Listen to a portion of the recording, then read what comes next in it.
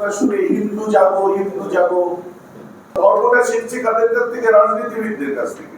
শিক্ষিত হিন্দু সম্প্রদায়ের মানুষ একেবারে পাত্তা দেয় না এই সমস্ত কথাবার্তাগুলো। মানে সব আহলে হাদিস ভুলে যান, তবলিগ জামাত ভুলে যান, দেওবন্দি ভুলে যান, বিভিন্ন ধর্ম ভুলে যান। আজকে হিন্দুরা আমাদের সমর্থন করবেন কিনা প্রশ্ন আসছে, আজ আমাদের সমর্থন করবে কিনা খ্রিস্টানরা প্রশ্ন আসছে, আজ আমাদের পাঞ্জাবিরা সমর্থন করবে কিনা প্রশ্ন আসছে। আমরা একে অন্যের পরিপূরক হয়েছিলাম। কথিত মানুষগুলো যে আজ কর্মকাণ্ড চিৎকার করে সামনে যে বলছে, এই সমস্ত কথাগুলো জ্ঞানীগুণী মানুষেরা এবং সিংহভাগ ভারতীয়রা পাত্তা দেয় না। আজকে এখান থেকে শপথ করে আমাদের বেরোনো দরকার যে মাসলাক যার যার, ধর্ম কিন্তু সবার। এখান থেকে আমাদের একটা সিদ্ধান্ত নেওয়া দরকার। ফুরফুরা, বাসাবাড়ি, বসিরহাট, দেওবন্দি, আপনার আহলে হাদিস, আপনার কি বলে যত দলমত আছে, অকাপ প্রপার্টি আজ 1052 বিঘে অকাপ সম্পত্তি বর্তমানে ফুরফুরা পীর সাহেবদের। বর্তমানে আমি নিজের কথা বললাম, এইরকম কত মানুষদের দেখুন 1700 বিঘে ওটা আলাদা হিসাব, আলিমদিকা প্রপার্টি যেটা, এগুলো দেখতে পাচ্ছি। অনেক পরিজন যারা এর মধ্যে আছেন, এক একজনই এত তথ্য সমৃদ্ধ কথাবার্তা বলতে পারবেন ইনশাআল্লাহ যে 2-3 ঘন্টা খুবই চলে যাবে। আজ পলিটিক্সে বসা হচ্ছে যে আমাদের একটা মাইলস্টোন তৈরি করা অলরেডি হয়ে আছে, যেহেতু আইন পাস হয়ে গেছে। এখন আমাদের করণীয় যেটা, সেটাই সবাই আলোচনা করলেন। তার মধ্যে আমি আমার মনে হয় যেগুলো, সেগুলো আলোচনা করব। বলে নেই, জমিয়ত উলামায়ে বাংলা আসাম 1926 সালের যে সংগঠন, হযরত আবু বকর সিদ্দিক রিফর্মার যুব সংস্কারক ছিলেন, তার হাতে তৈরি বর্তমান কিন্তু বরাবর একটা স্বাধীনতার পর থেকে আজ পর্যন্ত একটা মানসিকতা কাজ করেছে, ওদের বাড়তে দেওয়া উচিত।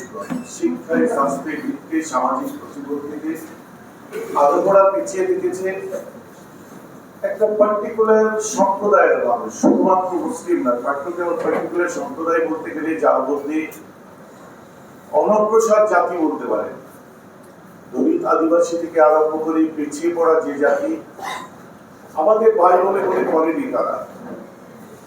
চাকরি ক্ষেত্রে বলেন, বিভিন্ন ক্ষেত্রে, যে কোনো জায়গায়, আমি বাড়াতে চাচ্ছি না, একেবারে শর্টে বলি, তার একটা প্রতিফলন যেটা আমাদের আগে থেকে আশঙ্কা করা হচ্ছিল যে বর্তমান গভর্নমেন্ট যে এসেছে তার একটা বহু, বিশেষ করে বাংলায় আমরা দেখতে পাচ্ছি, আর বিভিন্ন রাজ্য থেকে তো খবর আসছে, নতুন করে জন্ম নিল যেন হিন্দুত্ববাদে। এতদিন হিন্দু ছিল পশ্চিমবঙ্গে। অনেক নেতাদের কথাবার্তা শুনে হিন্দু যাবো। ঠাকুর রামকৃষ্ণ পরমহংসদেবের বাংলায় নতুন করে হিন্দু তৈরি হলো আজ। বিবেকানন্দর বাংলায় নতুন করে হিন্দুর জন্ম হলো। সারা ভারতবর্ষের মধ্যে নতুন করে হিন্দু সম্প্রদায়ের জন্ম হলো।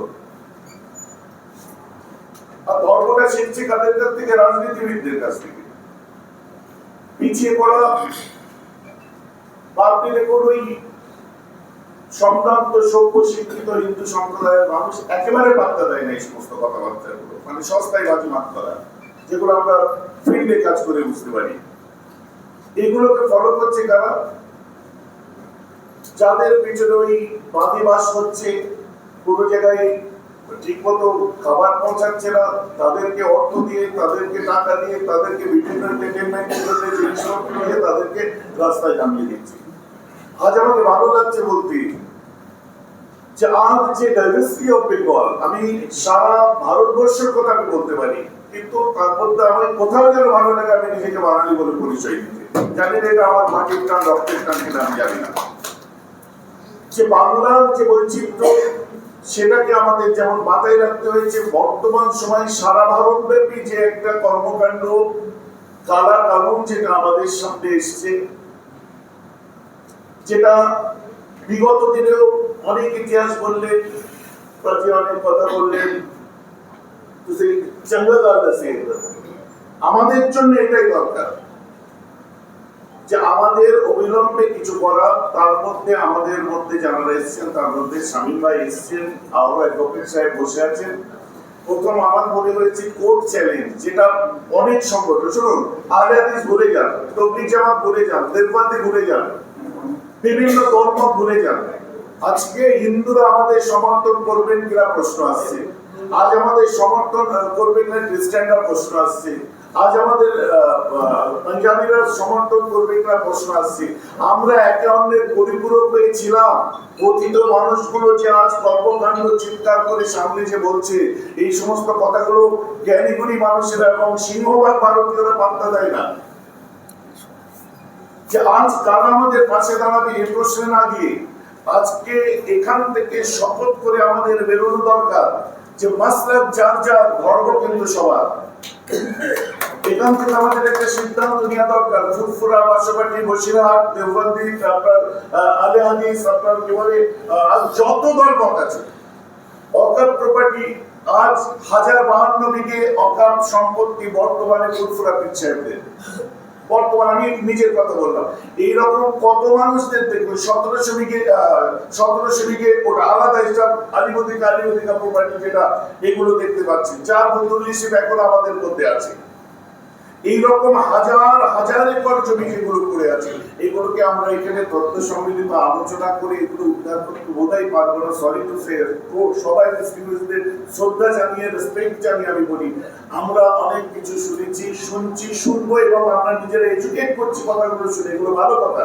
কিন্তু আজ একটা রোড ম্যাপ ঠিক করা হোক যে ফার্স্ট অফ অল আমাদের কোর্ট চ্যালেঞ্জ, যে সংগঠনের মানুষ আছেন, জামিয়াতুল হাদিস, আমাদের সাংগঠনিক কর্মকাণ্ড আছে, তারাও করুক, ফুরফুরা করুক, বসিরহাট করুক, বাসাবাড়ি করুক, তাবলিগীরা করুক, দেওবন্দিরা করুক, নিজের নিজের জায়গা থেকে পৃথক পৃথক ভাবে। আমাদের যেমন কেরালা থেকে হয়েছে, যে মুখ্যমন্ত্রীর তিনিও কেস করেছেন, আমাদের মুখ্যমন্ত্রীর কাছেও আমাদের দাবি করা দরকার যে পশ্চিমবঙ্গ মুখ্যমন্ত্রীর পক্ষ থেকেও একটা কেস হোক।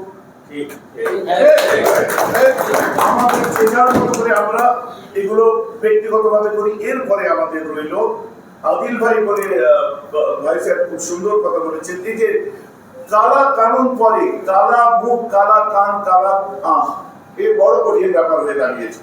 দিলকে তার করে তুলে ধরছে আমাদের সামনে, একদম লাফালাফি করে, বাপরে বাপ, কঠিন অবস্থা।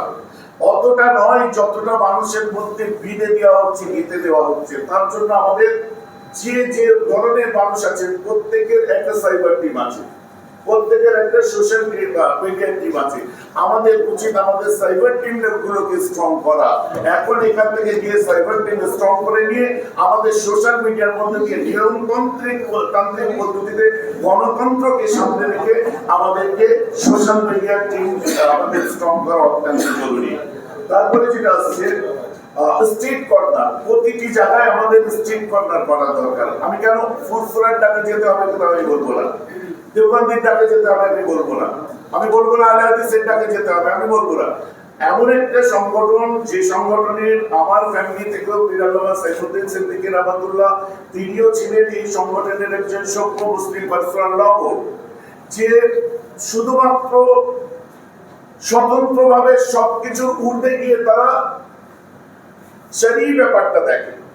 তা আমার মনে হয় যে আমরা যদি সেই সংগঠনটাকে সামনে রাখি, রাখার পরে তাদের এরপরে আমরা ব্যক্তিগতভাবে সেইটা আগে আমরা সামনে রেখে দিলাম ফন্ডের শেষে, তারপরে আমরা আমাদের ব্যক্তিগতভাবে যার যেখানে প্র্যাকটিস আছে, যারা ফিল্ডে কাজ করছেন, সভা সমিতি করছেন, জলসা জুলুস করছেন, আলোচনা করুন, সাথে সাথে স্ট্রিট কর্নার করুন। একটা আন্দোলন তুলতে গেলে কামরুজ্জামান ভাইদের কাছ থেকে আমরা শিখেছি, আমার সিনিয়র, আন্দোলন কিভাবে তুলতে হয়।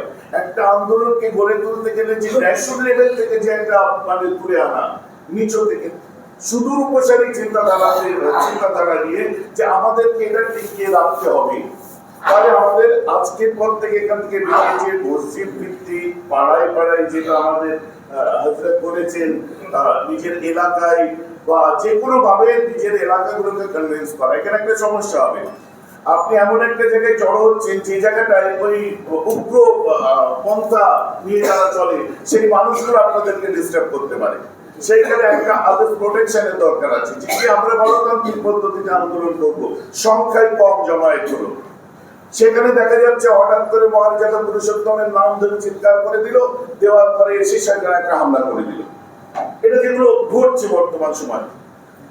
এইবারে আসুন আমরা স্টেট কর্নার নিজেদের সভা সমিতি আস্তে আস্তে করে ধীরে ধীরে এটাকে গড়ে তুলবো। তারপরে অল ইন্ডিয়া মুসলিম পার্সোনাল ল বোর্ড যে জিনিসটা সামনে নিয়ে আসবে ওটাকে নিয়ে আমরা এবারে চলবো। ইন্ডিভিজুয়াল মিটিং, ইউনাইটেড, মানে আমাদের একত্রিত হয়ে যে কাজ করা, state corner, social media, cyber team and court challenge.